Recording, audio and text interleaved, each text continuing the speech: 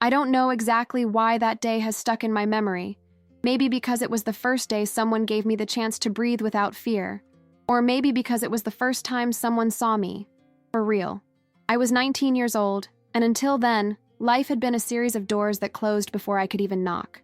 I lost my parents when I was still young, and the grief didn't even have time to grow inside me, because I was soon thrown into a house that was never mine. I grew up in silence, in the corner at mealtimes, in the back room, hearing that I should be grateful for having a roof over my head. I was the burden that no one wanted to carry. And when I came of age, the uncles I lived with saw in me the only possible bargaining chip. They told me that I would marry a man who could help save the family. That was it. No romance, no choice, without even knowing who he was. I said yes, because at that moment, anything seemed less worse than continuing to be invisible.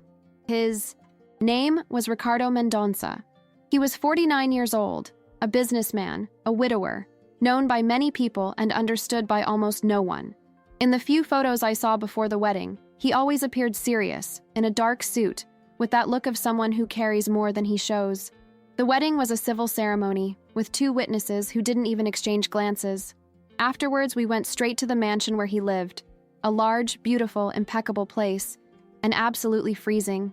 In my mind, all of that was preparation for what I already expected, a life of silence, servitude, and obedience. I spent the rest of the day standing in the guest room, with my dress clinging to my body and the bouquet abandoned on an armchair. Time seemed to slow down, as if he were testing my limits. When he came into the room, he didn't say much. He just looked at me and told me I could lock the door and rest. "We'll talk tomorrow," he said. Then he left, and that was it. At the time, I didn't understand. I thought it was a strategy, that he was putting things off. But no, that was exactly it. That night, I didn't sleep, not because I was afraid of what might happen, but because of the strangeness of nothing having happened. I was prepared for the worst. I had rehearsed in my head all the forms of silent resistance. I was ready to become an object. Like so many women, I learned to observe without ever being able to ask anything. But he didn't touch me. He didn't demand. He didn't wait. He didn't invade. And that affected me in a way I can't explain. My body was tense for hours, as if waiting for the moment when it would all fall apart. But the silence remained. The only sound was the ticking of the clock and my uneven breathing. I locked the door, not because I was afraid of him, but because I didn't know what to do with that sudden freedom. I curled up in bed, still wearing my dress, and tried to understand if it was real. For the first time, the emptiness didn't come as absence, but as space. And that, for me, was completely new. The next morning, the sun shone through the curtains with an almost offensive gentleness. I got up slowly, my body feeling heavy and my head full of questions. I went to the bathroom, carefully took off my dress, and looked at myself in the mirror. It was me there, but it wasn't me either. There was something different in my eyes, maybe confusion, maybe relief. I put on a simple outfit that was folded on the chair and went downstairs. The mansion was too quiet, with too much beautiful furniture, and an air that seemed to be breathed by no one.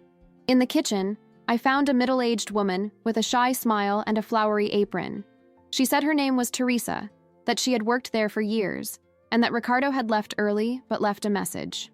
I could walk around the house, rest, do whatever I wanted. That left me disconcerted. I had never been allowed to do anything, not even to open the refrigerator, not even to exist in peace. But there, suddenly, it was as if I had been released from a prison I didn't even know existed. I spent the morning walking around the house with cautious steps, as if at any moment someone would appear and tell me that I couldn't be there. Each room seemed more beautiful than the last, but at the same time, they all carried an emptiness that was hard to explain. It was as if everything there had been decorated to hide the silence. There was a library with tall shelves, books that smelled of leather, and no photos, no memories of anyone. The lack of personal details left me even more confused. Where were the marks of his life? The memories? The traces? It seemed like a staged scene. Around noon, I went back to the bedroom, lay down on the bed, and fell asleep without wanting to. I woke up in the late afternoon with a strange feeling, as if something was being built inside me and I couldn't name it. I decided to put on one of the few dresses I could find in the closet, blue, simple, almost childish, and go downstairs. Ricardo was sitting at the head of the dinner table when he saw me.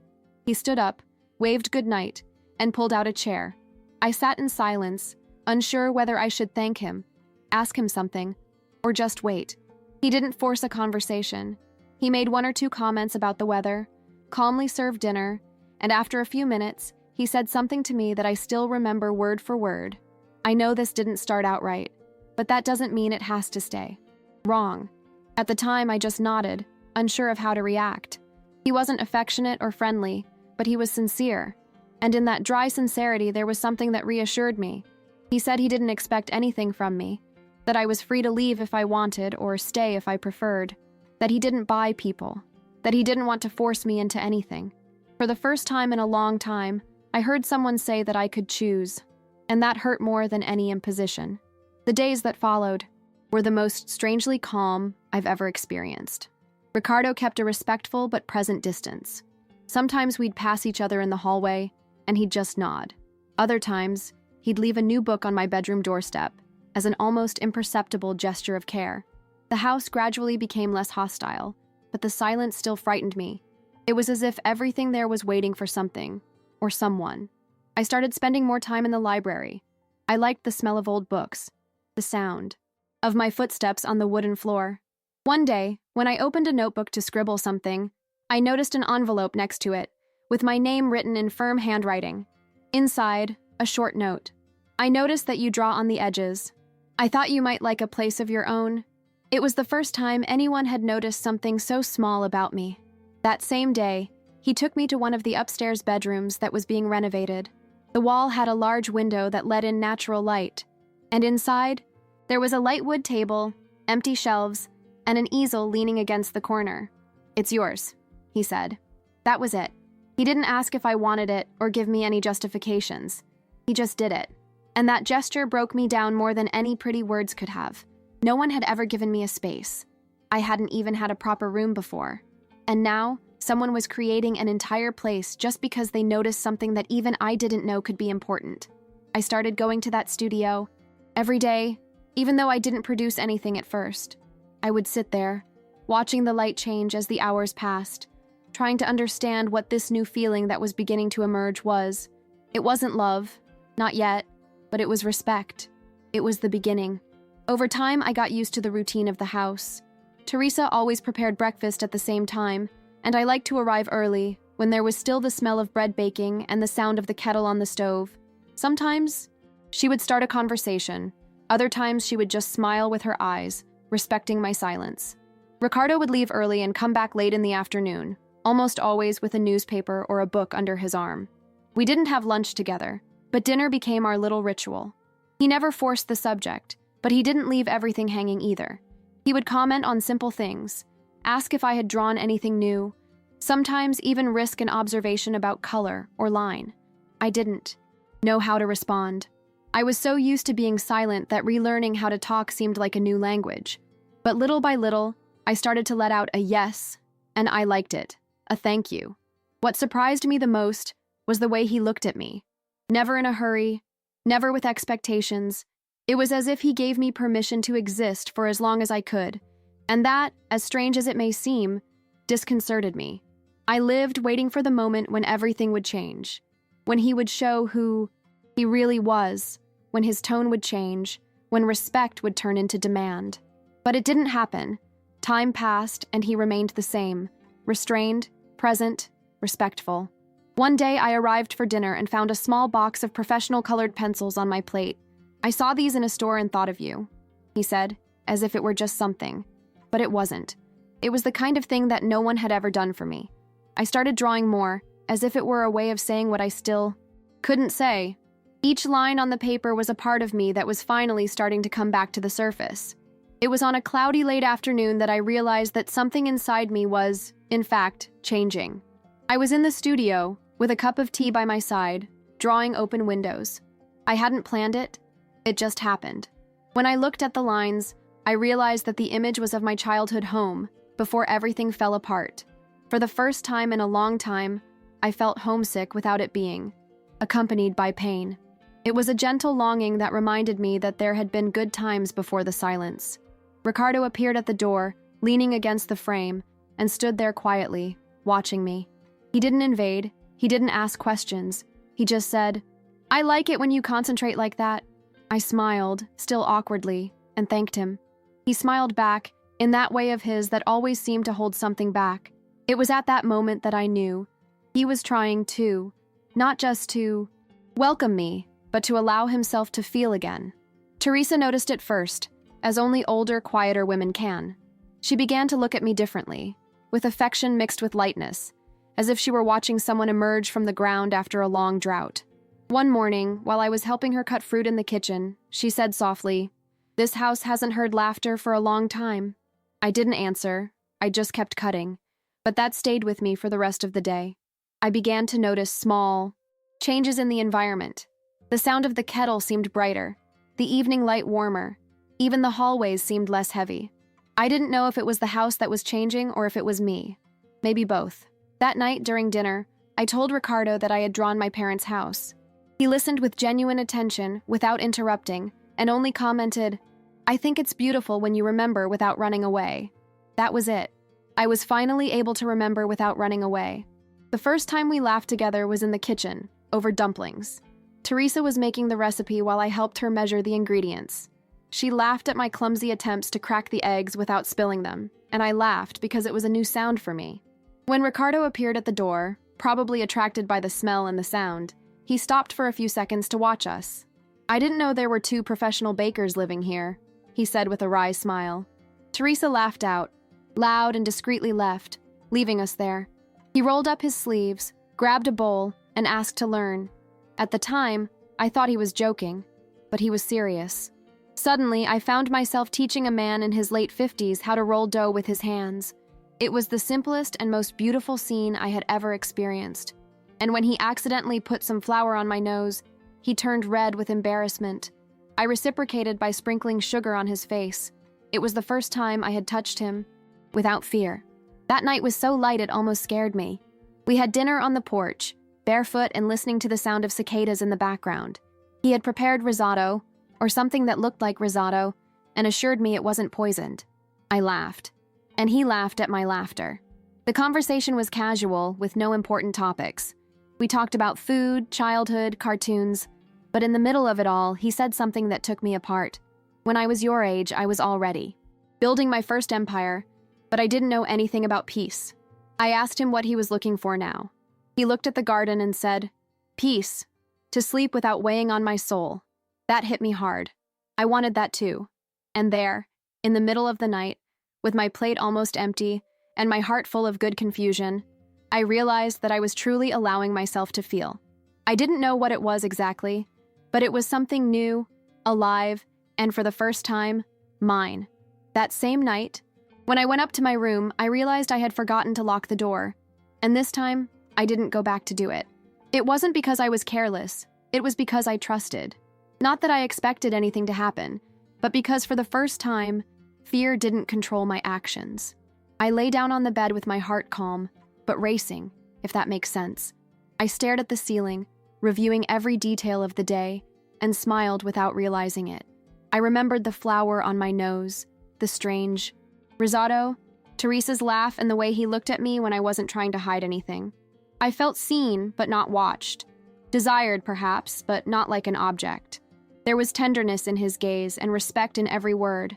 It was scary to realize how much this was affecting me, how much that man, so distant from everything I knew, was slowly taking up space inside me. And the craziest thing is that I didn't want to stop it. The following days went by at a more intimate, almost imperceptible pace. We continued to have dinner together, speaking little, but understanding each other better. He began to stop more frequently at the studio door, sometimes complimenting a drawing, other times just observing in silence. I was no longer scared by his presence. On the contrary, I spent the day waiting to hear the sound of the key in the door, his footsteps in the hallway. It was as if my body had memorized the rhythm of his routine and derived some kind of security from it. One rainy afternoon, I spent hours drawing. Without realizing it, I began to sketch the outline of his face. Serious features, a heavy gaze, but at the same time calm. When I realized it, the drawing was almost finished, and it was at that moment that I heard his voice behind me. "Is that me?" I was startled. I tried to hide it, but he smiled. He asked to see it. I showed him, embarrassed. He looked carefully and said, "This is the first time I've seen myself with that look. A look that has hope." I was speechless. I never knew how to deal with compliments, much less those that came from such intimate observations. He didn't say anything else, just nodded with a restrained smile and walked away slowly. But a strange feeling hung in the air between us, as if that drawing had revealed something that not even he knew still existed. That night, while I was organizing my pencils in the studio, I heard his footsteps again, but he didn't come in. He stopped at the door and said in a low voice, "If one day you want to turn this place into more than a home, know that you don't have to ask." And he left. I stood there with my hand still on the table, trying to understand what that meant. He was opening doors without forcing entry, creating spaces without occupying them. And that touched me in a way that no direct approach could. It was the first time I felt that someone was offering me a future, but without demanding anything in return.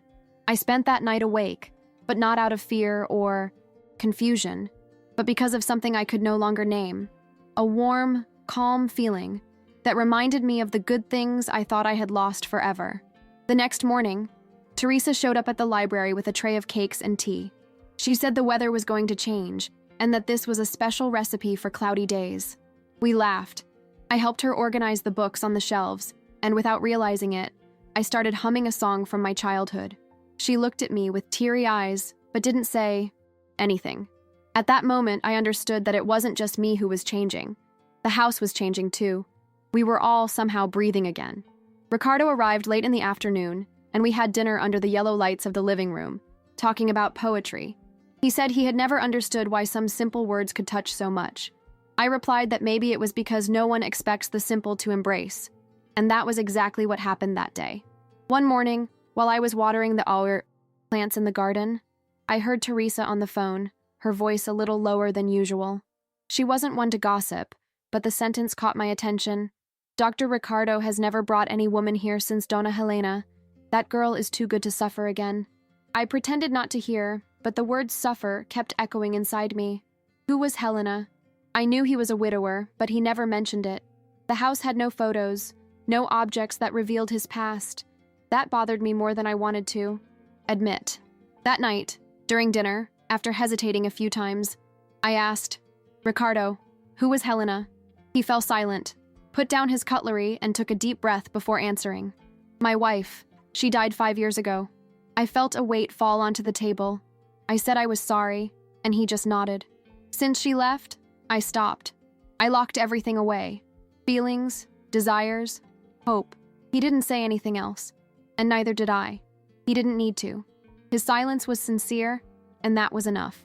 After that, I realized that Helena's shadow still loomed over some corners of the house, not as an aggressive presence, but as an absence that was never explained. And curiously, that didn't push me away. On the contrary, I felt empathy. I understood that he also carried his pain, his losses, his invisible scars. And seeing that man, whom the world considered cold and unattainable, shamelessly acknowledge his fragility, made me feel less alone. That night, when I went up to my room, I realized that something had changed in me. I was no longer there just because I had been placed there. I was there because, little by little, I was beginning to want to stay. Not out of debt, not out of comfort, but because in that place, with that man who was broken and whole at the same time, I felt safer than I had ever felt anywhere else. I started spending more time in the studio, and not just to draw. It was as if that space had become a kind of refuge where I could exist without justifying myself. The walls still smelled of fresh paint and new wood, and the light came in through the windows with a calm that made me want to breathe more slowly. One day, without thinking much, I started drawing flowers. Flowers that reminded me of my mother, flowers I had seen somewhere in my childhood, flowers that perhaps didn't even exist outside of my memory. Ricardo would sometimes stop at the door, just to observe. He never invaded, never commented too much. But his eyes said it all. He looked at me as if he recognized a silent strength there. And for the first time, I felt that someone admired me not for what I represented, but for who I really was. It was at that moment that I realized, perhaps I was blossoming again, even after everything. One cold afternoon, while I was drawing on the floor with my hair tied up in a mess, Ricardo appeared with 2 cups of tea and sat down on the rug next to me, as if that were the most natural place in the world. We stayed silent for a while. He watched my drawings. I watched him out of the corner of my eye. "You know," he said, "you brought sound back to this house." I didn't know what to say. I just smiled. "And you brought peace into me," I thought, but I kept it to myself. It was too early to say it out loud, but deep down it was already true. We were creating an intimacy that didn't need to be explained. His presence made the air lighter, and mine seemed to do the same for him. That night, when he said goodbye at the door to my room, I said, "Good night, Ricardo." And for the first time, he replied, "Good night, Sofia. Thank you for existing." I closed the door with my heart racing. For the first time, I felt essential in someone's life. That phrase kept ringing in my head for days. Thank you for existing. No one had ever said that to me before. People were always thanking me for what I did, when they did, but never for the simple fact that I was who I was. And it was in that detail that I understood that what was happening between us was not just care, it was recognition. I started to observe Ricardo more, in the small gestures. He remembered the names of employees, noticed when someone was quiet, offered help without making a fuss. He was a man of silent routines, but full of attention. One day, he showed up with a pot of yellow flowers that we had planted together in the garden. "You said you liked those when you were a child." I didn't even remember saying it out loud. And yet, he kept it.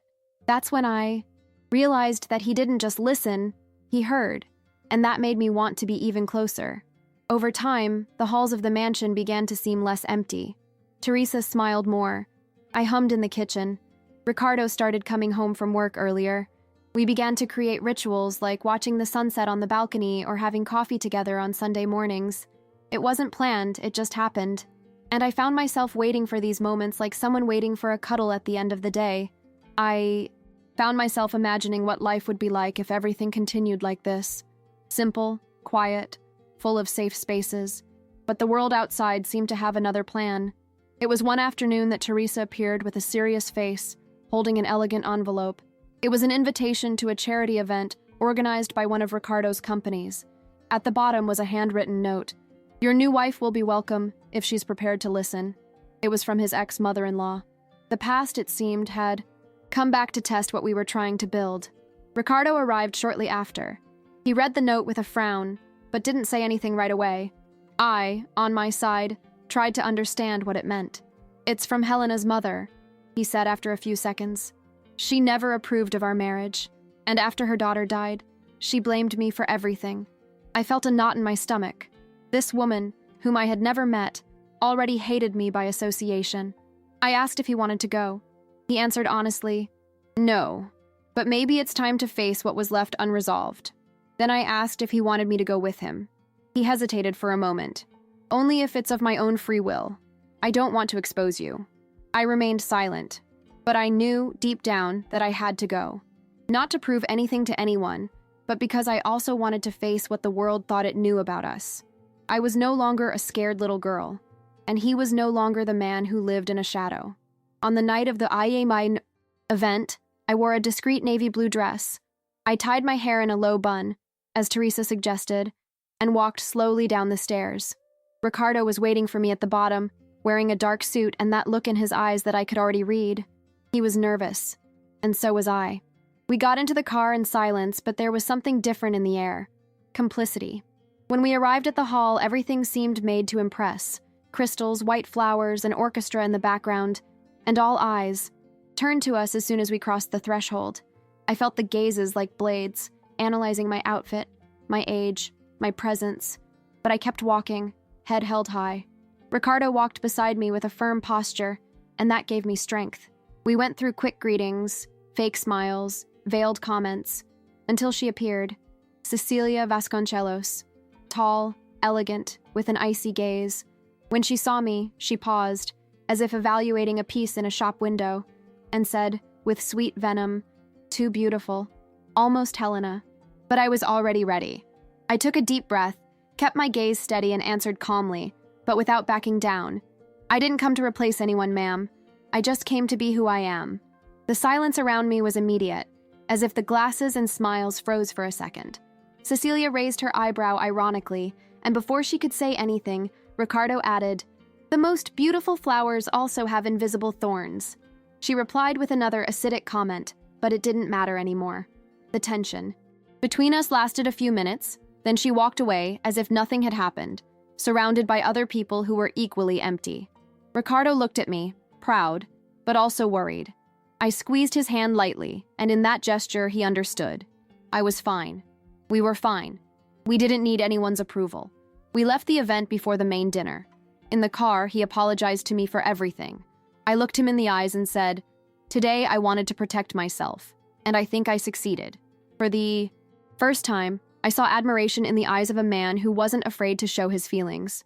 That night, before going up to my room, I gave him a light kiss on the cheek. A small gesture, but it carried everything. Trust, gratitude, surrender. It was the first real touch, not rehearsed, not automatic. And in that touch, I realized how much he was already a part of me. I went up slowly, feeling my heart beat faster. I leaned against the bedroom door for a while, as if I was trying to keep the night inside me.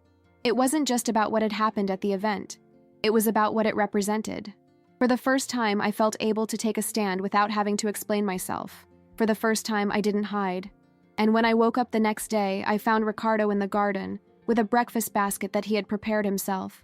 I thought that after last night, you deserved to start the day with something light. We sat on a wooden bench, in the shade of an old tree, and shared fruit and silence. It was there, in that simplicity, that I felt everything was settling down inside me. We didn't talk about love in big words, nor did we make plans with solemn promises. Everything between us was built slowly, in small gestures, in glances that knew how to wait. Ricardo started spending more time at home, without me having to ask. He canceled meetings, swapped business dinners for nights of laughter in the kitchen. Sometimes he would stop by my side while I was drawing and say short phrases like, "I like it when you sing softly," or "Your presence changes the air in this house." It wasn't about what he said, but about the way he said it, like someone who was in no rush, like someone who knew that certain things can't be bought. And I, who always thought I needed to deserve it in order to exist, started to understand that true affection doesn't come after effort. It's born in recognition, in the silence of those who listen, in the respect of those who see. Of course, not everything was easy. There were still shadows, insecurities, the fear that everything could fall apart, but now they didn't paralyze me. They taught me. On one of those cloudy days, while I was watering the plants on the balcony, Ricardo came over and asked me if I was okay. I said yes, but that I was feeling sensitive. "Maybe it's just one of those days," he said. He didn't say anything, just opened his arms slowly, as if offering shelter. I hesitated for a second, then went. I rested my face on his shoulder and closed my eyes. He wrapped me up carefully, as if I were too fragile to be rushed. There, between the smell of wet wood and his breath on my hair, I cried. But it was a clean cry, without drama. I cried about everything that still hurt. My parents, the years spent in silence, the fears that still came without warning. And he stayed there. He didn't ask for an explanation. He just stayed, like someone who understands that love sometimes is just holding someone until everything calms down again. After that hug, something in me seemed to reorganize itself. It wasn't that the pain had gone away, but now it knew where to rest. That same night, as we climbed the stairs of the house, he walked me to the door of my room. He didn't ask for anything. He didn't expect anything.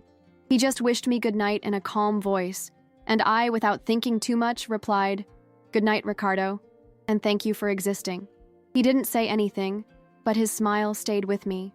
When I closed the door, I slept deeply, for the first time in years, with a light body and a calm soul.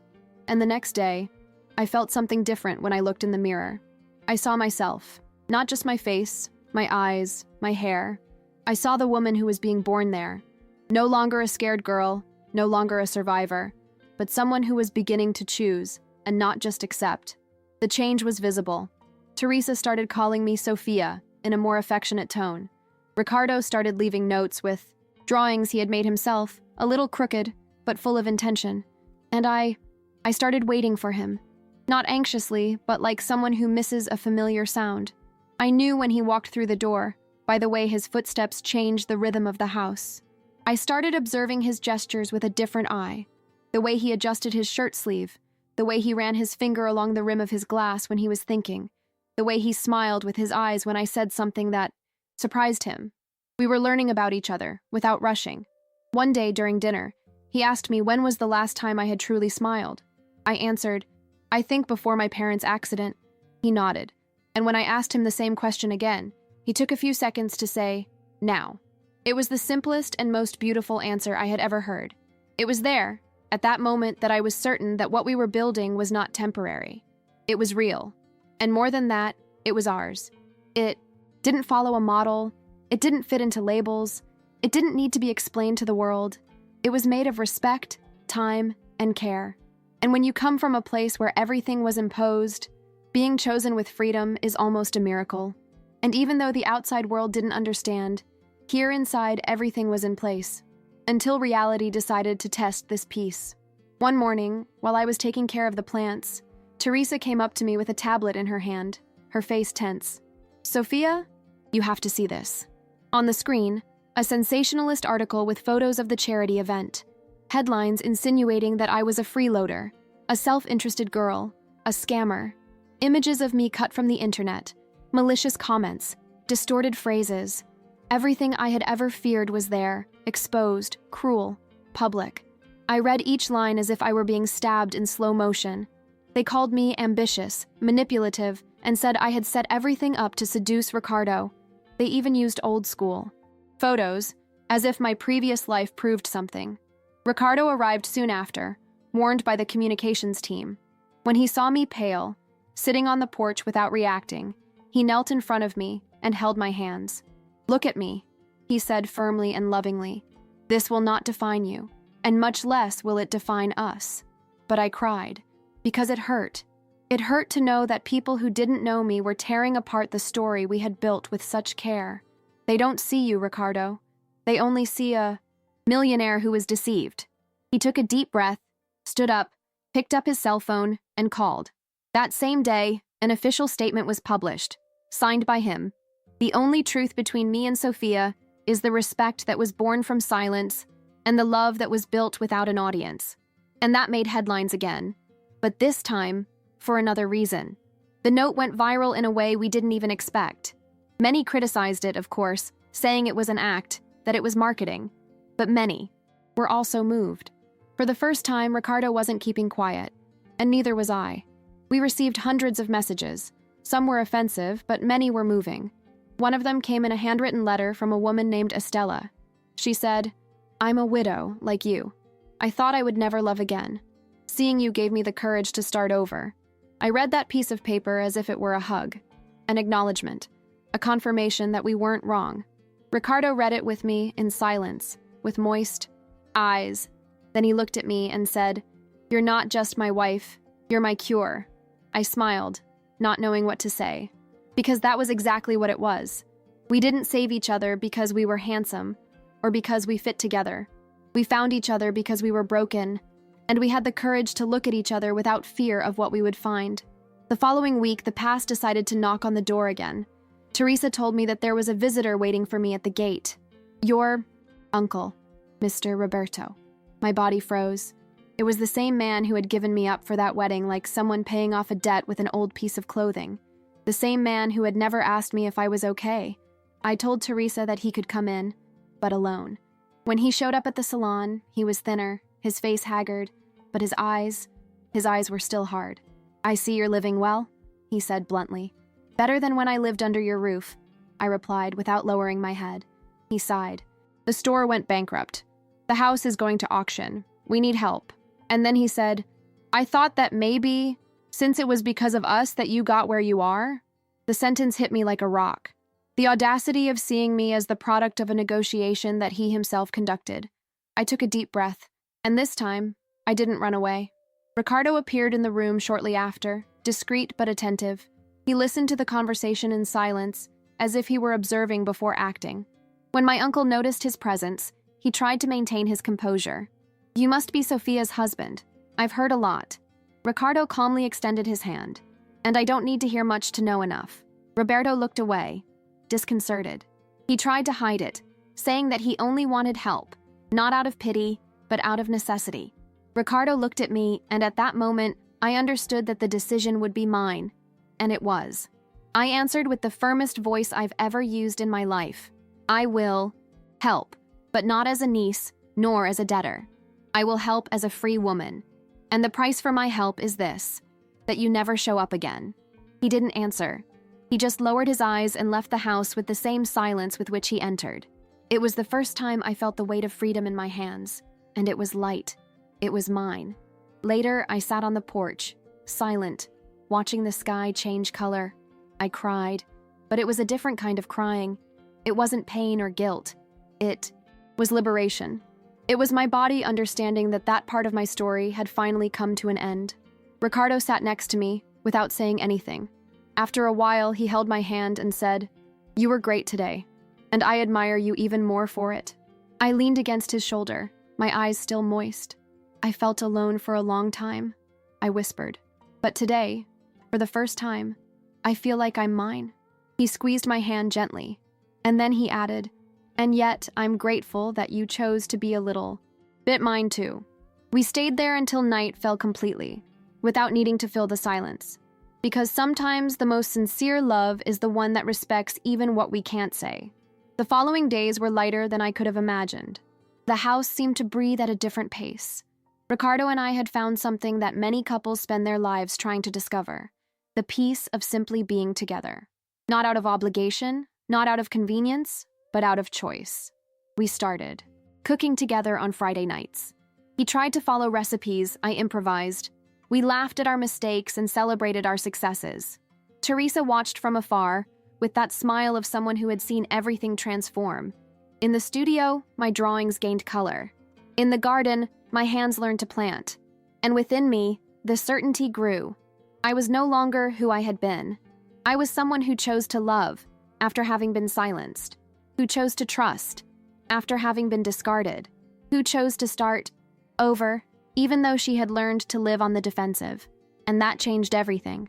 It was on a sunny afternoon that I decided to tell him. We were sitting under the shade of the fig tree, our bare feet on the grass and a pitcher of lemonade between us. "Ricardo," I said, my heart racing, "I need to tell you something." He put down the book he was reading and looked at me intently. "I'm pregnant." For a few seconds, he didn't move.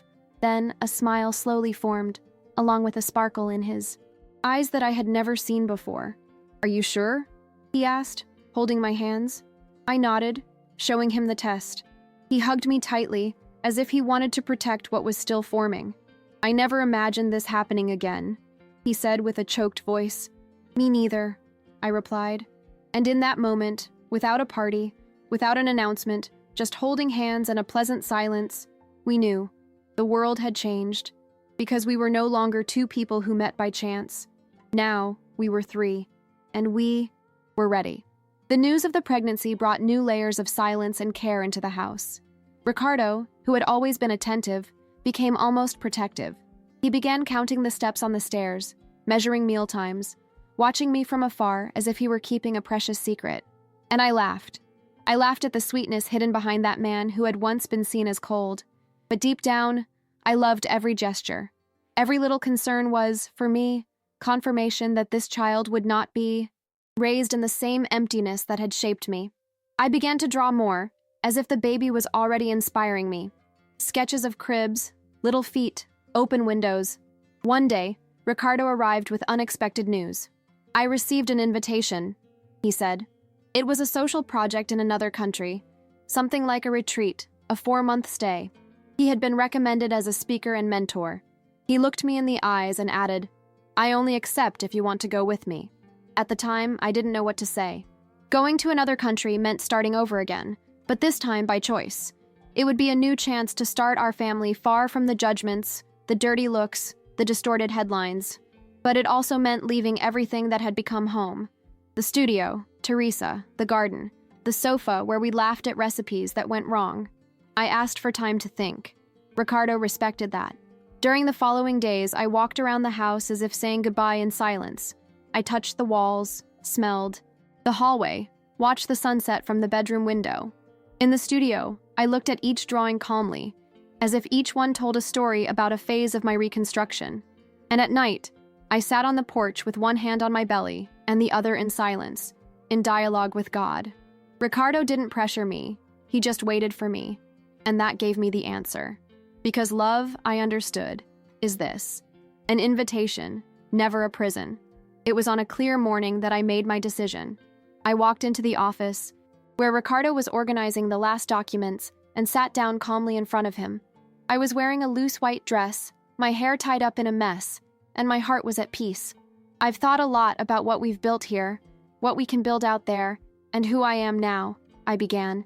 He gently put down his pen and looked at me as if holding his breath. I want to go with you. Not because I need to run away, but because I'm no longer afraid of starting over.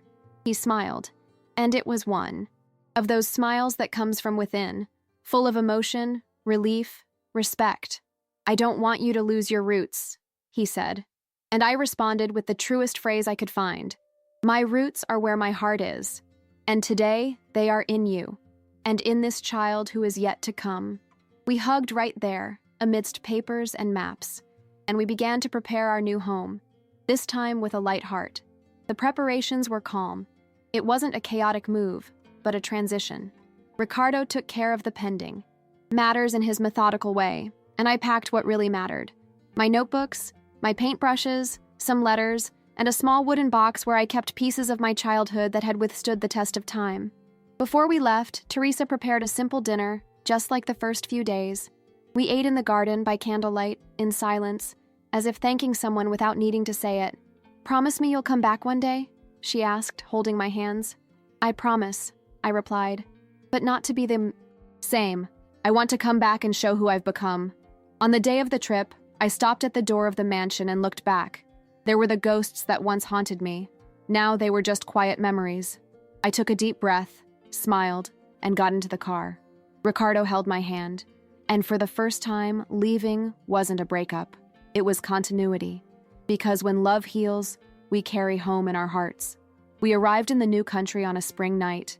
The air was light, the streets were silent, and no one knew us. There, we were just two names on a new street, and that was liberating. There were no assumptions, no judgments, no pre-existing stories, only the present, all before us. Ricardo immersed himself in the social project with enthusiasm. He gave lectures, mentored young people, helped build something that seemed much bigger than himself. And I found my place in a community school. I started teaching art to children. It was incredible to see their little eyes shine at the colors, the lines, the first clumsy drawings. They reminded me of myself, of the girl who drew on the edges of notebooks because she had nowhere to exist. Now, I helped other children to occupy their spaces, and that made me cry with gratitude in secret. The baby was born on a night of light rain, one of those when the world seems quieter. It was a calm birth, with Ricardo by my side the whole time, holding my hand firmly and emotionally. When I heard the first cry, I felt a warmth that I can't describe. It was as if the whole world had stopped for a few seconds to watch us. A boy, dark eyes like his father's, a soft expression like my mother said I had when I was a baby. When Ricardo held him for the first time, the silence turned to reverence. "What are we going to name him?" he asked, his eyes brimming with tears. I looked at our son and said, "Samuel," which means heard by God. And that was how our new life began. In a small room, with light walls and a smell of hope. On the wall, I hung a handwritten phrase in a simple frame. "Not all pain ends in tragedy. Sometimes it is just the beginning of a miracle." That was what our story had taught me. The new house was modest, but full of soul. There were drawings from the old studio pasted on the walls, photos of simple moments, Ricardo cooking, me reading in the garden, Samuel sleeping curled up on his father's chest. There was no luxury, but there was truth in every corner. Sometimes, the three of us would sit on the living room floor, with our toys scattered around, and I would just watch, watching that man I had once feared, now singing softly to a baby to sleep, watching myself, so different from that little girl in the white dress, locked in the room in the mansion. Everything I had experienced before, the pain, the abandonment, the silence, now seemed to make sense. It was as if I had been prepared for this very moment, to be able to love without fear, to be able to raise a child with freedom, to be able to finally be who I was, without having to apologize for it. I still cry sometimes, but not from pain. I cry from gratitude. Gratitude for everything I lost, because that's what taught me to value what I found. Gratitude for everything I feared, because that's what prepared me to recognize what was real. Gratitude for everything I was forced to live, because that's exactly where God decided to rewrite my story. Today, when I look at Samuel sleeping, I feel a kind of peace that has no name. A silent belonging, as if I had finally returned home, even if that home is another country, another routine, another body. And if one day I could go back in time and find that 19-year-old girl, scared, crying against the door of a locked room, I would say, "Calm down, you'll understand later. Not all forced marriages are prisons, some are bridges, some are healing, and love sometimes hides behind what scares the most." Today, after everything, I understand that that locked door on the first night was not the end of my freedom, as I feared. It was the beginning of it. Ricardo did not come in. He did not force it. And in that simple gesture, he gave me something that no one had ever given me: choice. Since then, everything we have lived has been built on this foundation. Every step, every silence, every touch, every decision. Nothing was imposed, everything was cultivated. I did not become a wife by contract. I became a soul partner, and he, in turn, did not save me. He allowed himself to be saved too. Because when two pains recognize each other, something new is born. Something that is not rushed. Something that does not need witnesses. Something that simply is. And that is why I stayed. Because for the first time, I could choose. And I chose him. I chose us. The story that most people saw from the outside will never do justice to what we lived inside. Many will continue to say that it was out of self-interest, convenience, or naivety. But the truth is, simpler and at the same time, stronger than any judgment, we saw each other. In a world where so many people want to be loved, we first learned to respect. In a scenario where so many shout, we learned to listen. And where so many get lost trying to dominate, we built by giving space. This love was born from the unexpected, grew in silence, and blossomed with courage. And that is why, every night, before going to sleep, I look to the side, see Ricardo, hear Samuel's calm breathing in the other room, and I give thanks. Because life may have given me a beginning without a choice. But it was exactly there, where it seemed like the end, that I learned to choose with my whole heart. And I have never stopped doing that since.